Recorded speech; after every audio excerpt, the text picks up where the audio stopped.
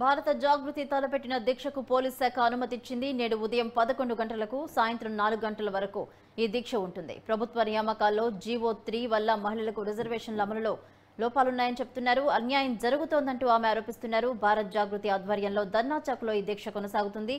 GO 3ని రద్దు చేయాలని demand చేస్తుంది.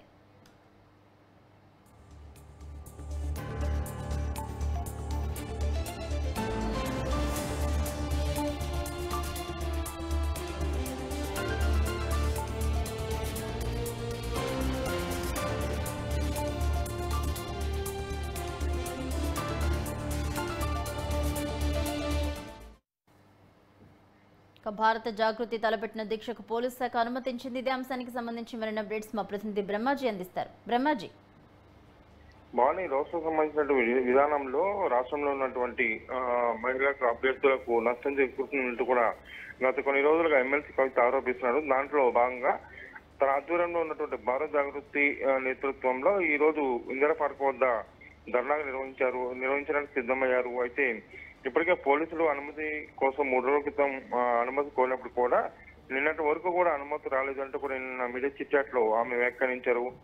ఏదేమైనప్పుడు కూడా పోలీసుల అనుమతి లేకపోయినా తాను ఎట్లయినా ధర్నా నిర్వహించి తీరుతానంటూ కూడా ఆమె స్పష్టం చేశారు. ఈ నేపథ్యంలో నిన్న రాత్రి వాళ్ళకి పోలీసు నుంచి అనుమతి రావడం జరిగింది. దాంతో ఈ రోజు ఉదయం 9:30 గంటలకు తెలంగాణ భవన్లో మహిళా దినోత్సవ కార్యక్రమంలో పాల్గొన్న అనంతరం వీళ్ళందరూ కూడా ఇందిరా పార్క్ వద్ద చేరుకుని అక్కడ ధర్నా కార్యక్రమాన్ని నిర్వహించబోతున్నారు సాయంత్రం 4 గంటల వరకు. సో ఆ విధంగా చూసుకుంటే ఇక మహిళా దినోత్సవ రోజున చేపట్టినటువంటి ఈ యొక్క కార్యక్రమం కేవలం మహిళల కోసమే, మహిళా అభ్యర్థుల కోసమే, వాళ్ళకి నష్టం చేయకుండా ఉండడానికి ఈ యొక్క రాష్ట్ర విధానానికి అమలుకు వ్యతిరేకంగా తాము ధర్నా చేపట్టినట్టు ఇప్పటికే ఎమ్మెల్సీ కవిత స్పష్టం చేశారు. Bhavani, right, thank you Brahmaji.